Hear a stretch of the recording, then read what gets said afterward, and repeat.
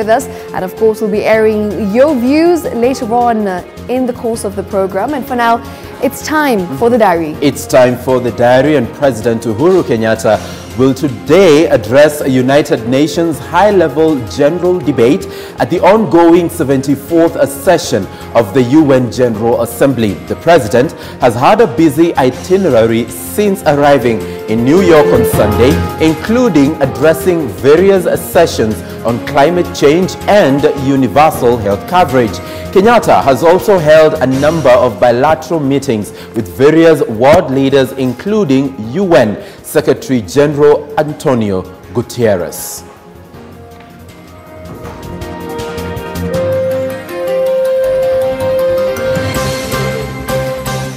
And moving on, Cabinet Secretary Interior and Coordination of National Government Fred Matiang'i will this afternoon give a keynote address on initiatives that will be undertaken to improve road safety. Matiang'i will be speaking at the Kenya School of Government, which is hosting the event.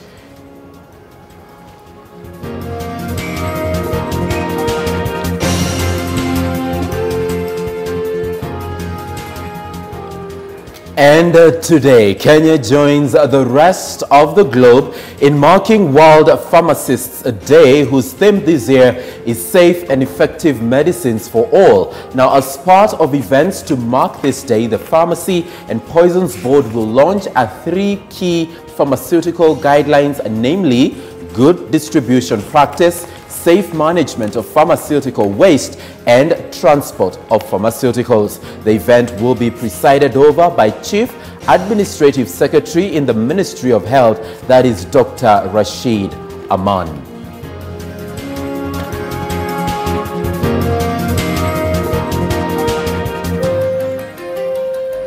And in the corridors of justice, the divorce case pitting Senator Mithika Linturi against Marianne Kitani continues.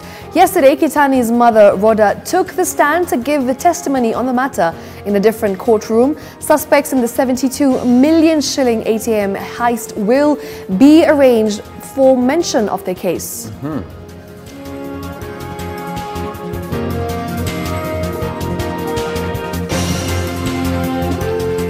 Now, the Institute, I beg your pardon, of Certified Public Accountants of Kenya will this evening hold its 3rd professional forum themed the citizens' role in the fight against graft. The objectives of the forum include highlighting the forms of corruption, trickeries played by fraudsters, enlightening members on professional guidelines on ethical conduct, and exploring ways of averting fraudulent attempts.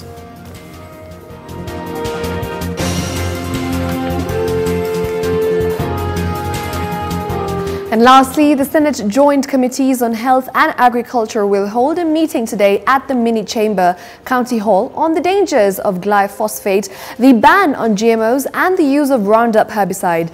With the country frequently facing food shortages, scientists are backing genetically modified maize as a solution. However, for 7 years, tight regulations, including a cabinet ban on importation of GMOs, have limited commercialization.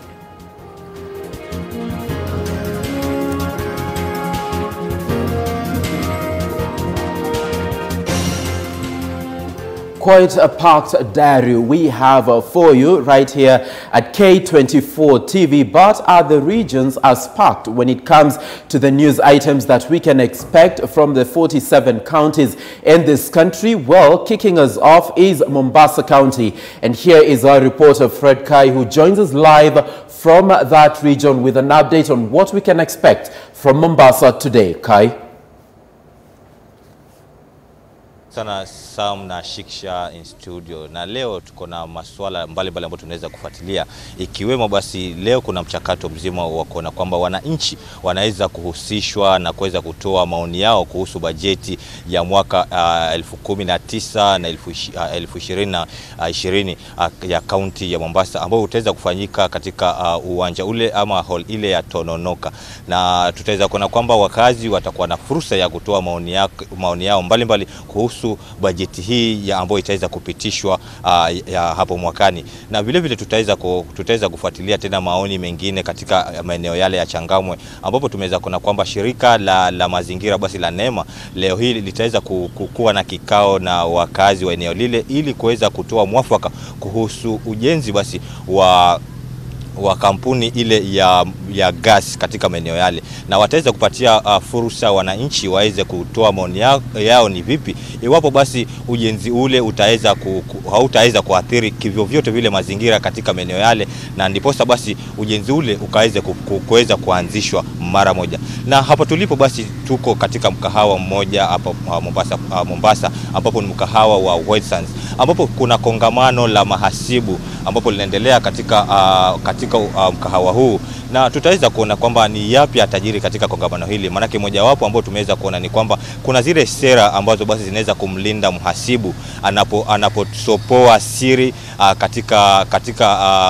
katika kampuni mbalimbali ama katika taasisi mbalimbali nchini za ufisadi, na niposa basi kama sera hizi zitaweza kumlinda vipi mhasibu huyu asiweze kuhujumiwa endapo basi atatoa siri hizi na pengine kupelekea baadhi ya viongozi kuweza kushtakiwa na pengine kuhukumiwa. Na ni baadhi tu ya matukio ambayo tutaweza kufuatilia kutoka kaunti ya Mombasa, na tutaweza kuwajuza tu watazamaji wetu ni yapi ambayo atajiri katika kaunti hii ya Mombasa. Kutoka hapa na kuregesha kwenu studio Shiksha na Sam. Thank you so much, Fred Kai, for that update from Mombasa today. Issues to do with investigations, corruption, also issues to do with public participation in various areas is what we can expect from Mombasa today. As of 10 minutes past 9, that diary could be updated in the course of time, courtesy of what will be happening in that region. All right, of course. Now, remember, we are also covering what's happening in the different counties. Now, we have our reporters in Eldoret, we have a reporter in Kisumu, and we also have a reporter in Nakuru as well. For now, we're going to be taking you to the lakeside city where our reporter, Baraka Karama, will be giving us more details on the day's diary from his end. And, of course, what to expect in Kisumu. Good morning to you, Baraka Karama. What is the day's diary from Kisumu? Shiksha, today morning, the traders of the famous Kibuye market woke up to a rather sad news after fierce fire gutted down over 10 shops in a section of that market, and of course traders are crying foul, and of course they are now recounting their losses estimated to millions of shillings. We are talking about over 10 shops that were gutted down this morning, and of course the firefighting department from the Kisumu County government moved up the speed to contain the fire, and of course it was put off in time. But traders are still crying foul. They say that they are making that passionate appeal to the county government of Kisumu to ensure that they plan that market in a proper manner to avert such cases. Remember, just 3 days ago, traders at Juakali market also suffered the same loss after over 10 shops were razed down by a fierce fire that of course gutted down several shops around 8 o'clock in the evening. So it's rather bad news here in Kisumu, as traders over Kibuye market are counting losses after a fire gutted down over 10 shops in that particular market, and of course we'll be moving to that particular location to try and talk to the traders who have lost their belongings in the early morning inferno. So that is one of the major stories that we are following up today in this particular region. Remember, we also focusing on the summon by the DCI in Kisumu, where 4 members of the county assembly were summoned by the DCI. Remember, the Kisumu County Assembly, for the past 1 week, we've seen dramas and chaos in that particular assembly.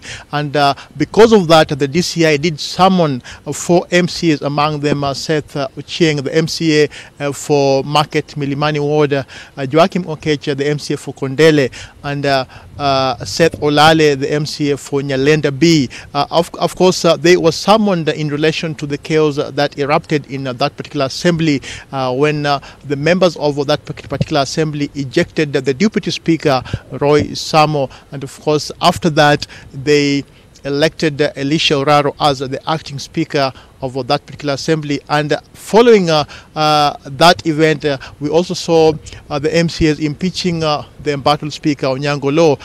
Actually, they voted, 42 MCAs voted anonymously to eject Onyango Law as the speaker. So we are making a follow-up on the summon by the DCI, where we expect the MCAs to appear before the DCI, maybe to answer, to be grilled in relation to the chaos that erupted in that particular assembly. So that is the second story that we are still focusing on. Another story that is also of interest, we are still making a follow-up on the outbreak of the dysentery and cholera. Of course, the county government of Kisumu, through the Director of Health, Dickens Onyango, did assure the residents that there should be no cause of alarm, and they said that they had moved up the speed to contain the situation. And yesterday, of course, we saw various stakeholders, among them the officials from the UNICEF and the officials from the Kenya Medical Research Institute and others from the health department of Kisumu County,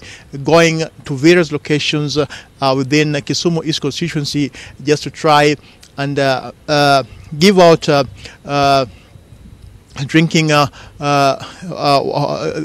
give out medicine, of course, to try and contain the situation, going by the news that, of course, we reported earlier, where we confirmed that 2 people succumbed to cholera and dysentery outbreak in that particular area. So we'll also be making a follow-up as far as that particular situation is concerned, maybe just to try and update our viewers as far as that particular story of the cholera and dysentery scare is concerned here in Kisumu. We are trying to get all of the Director of Health, Dickens Onyango. Remember, yesterday we were supposed to talk to him, but he declined an interview. So we are trying to we're still trying to get all of it, maybe just to give us the position of the county government in relation to that particular issue. Remember, analyses were taken to the Kenya Medical Research Institute, and we're still waiting for the results of that particular analysis that was taken the Kemri for a proper. We are still waiting for the analysis results after the samples were taken to the Kemri for special tests. So we'll be updating our viewers as far as that particular issue is concerned, the results of the samples that were taken to Kemri for analysis. So that is the third story, of course, that we are also following up on. The last story, and of course it's a story that we've been following up for the last 4 weeks. Remember, it's week 4, and the county government workers, health workers within this particular county are still on strike. Today, they're supposed to again march along the streets of Kisumu and later on present a memorandum to the county government of Kisumu through the governor, Professor Peter Anyang'-Nyong'o. Remember, last week we did see Governor Anyang'-Nyong'o making that passionate appeal to the county workers to ensure that they go back to work following the paralysis that, of course, we've seen happen in various health facilities in Kisumu County. We're talking about 329 facilities, and over 4,000 workers, health workers, have down their tools for the last 4 weeks, and that, of course, has seen quite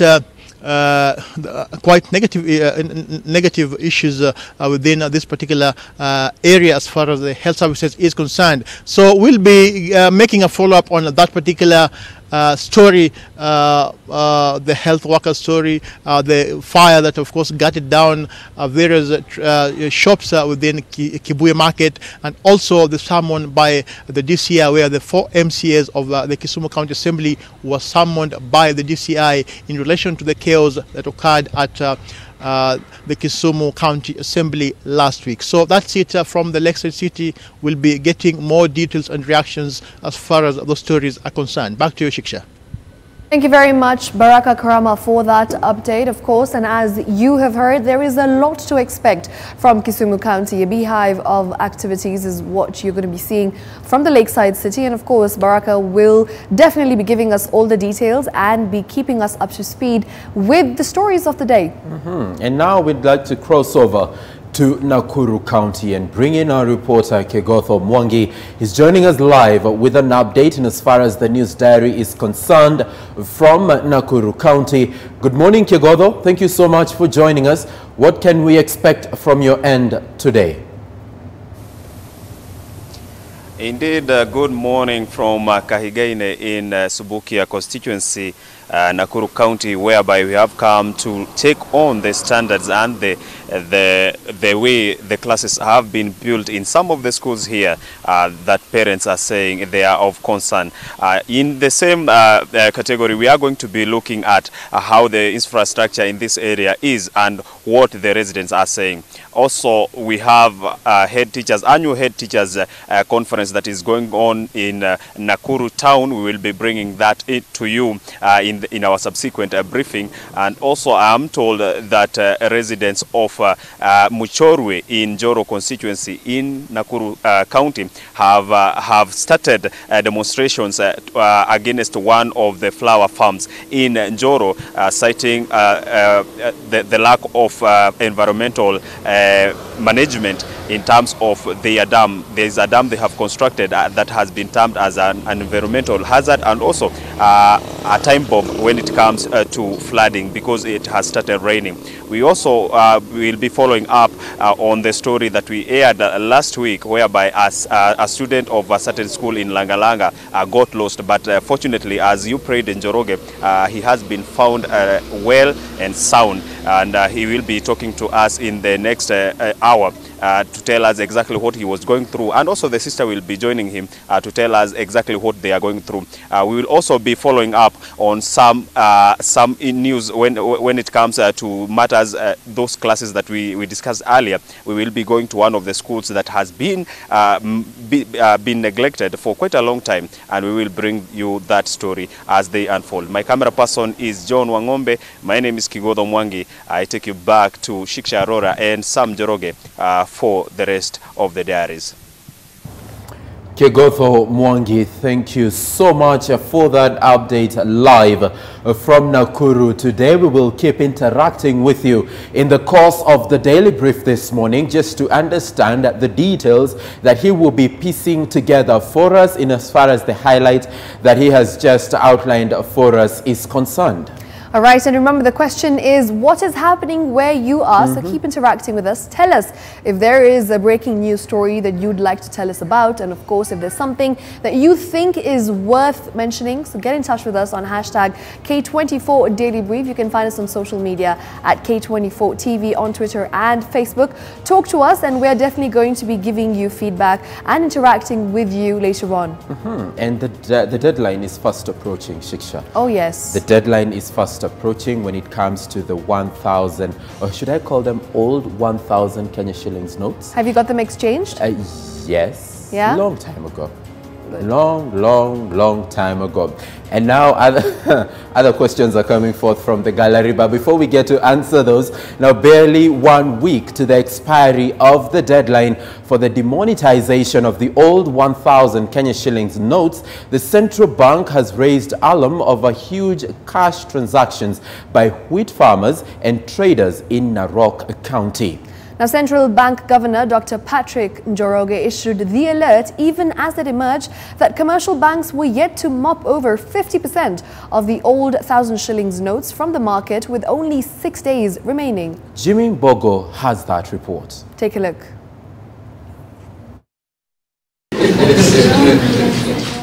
According to data released by the Central Bank Governor Patrick Njoroge, 58% of all the exchange transactions made as of 1st September was less than 500,000 shillings in value, while up to 75% of the transaction were less than 1 million shillings in value, with 95% being less than 5 million shillings, which was the higher limit set by the regulator for depositors to seek clearance before making any deposits. Only 24. Yes, you heard right, 24 only 24 were above 2 million. You're getting shocked. And the average of that, let's talk the average, was 3.1 million. And with only 6 days to go before the expiry of the demonetization of the old 1,000 shillings note, the central bank has received over 116 million pieces out of the 217.6 million pieces in circulation, meaning the regulator is yet to collect over 100 billion shillings worth of the old 1,000 notes, an equivalent of 100 million pieces. Essentially, about 50% of the old 1,000 shillings note are still being held by the public amid amounting fears that most of the money may not be surrendered to the banks after the expiry of the 4-month ultimatum. The central bank has meanwhile raised alarm of a irregular huge cash transaction in Narok County, where there has been a spike in cash flow from quote-unquote wheat buyers. Kuna pesa ambazo hizi ambayo serikali imesema mwisho yake ya matumizi ni mwisho wa mwezi huu. Kwa wiki mbili zilizopita na haswa wiki hii sana. Pesa hizo mzee zimemwagika kaunti hii ya Narok kwa wingi sana. Kukondesha shamba. According to the central bank governor, the much anticipated last-minute rush by depositors is yet to be seen, saying the bank will not extend the deadline, with neighboring countries said to be ready to repatriate the mopped-up cash within their jurisdiction. The Tanzanians have already done their thing. The Ugandans have also done their thing. So it's only us Kenyans. And we've been given 122 days. My only point is, you asked the question, and I need to respond to it. You asked the question whether there will be any extension of the deadline. The answer is no. The governor has also raised alarm over a rising number of haze targeting cash in transit, saying the central bank is working with transport facilitators to address the matter. What remains to be seen is whether the central bank will actually be able to achieve its intended purpose in the next 1 week, an issue that some analysts say may actually be an effort in futility given the long period issued for the demonetization process to take effect. Jimmy Mbogo, K24, Nairobi.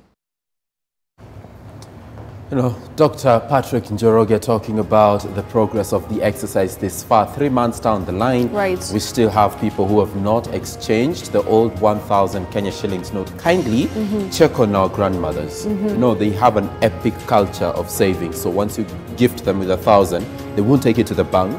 They will keep it somewhere within their reach. So it's good you check on them and make sure that they actually exchange the old notes into the new ones. All right, and for now, it's time for a short break. We'll be back with a lot more.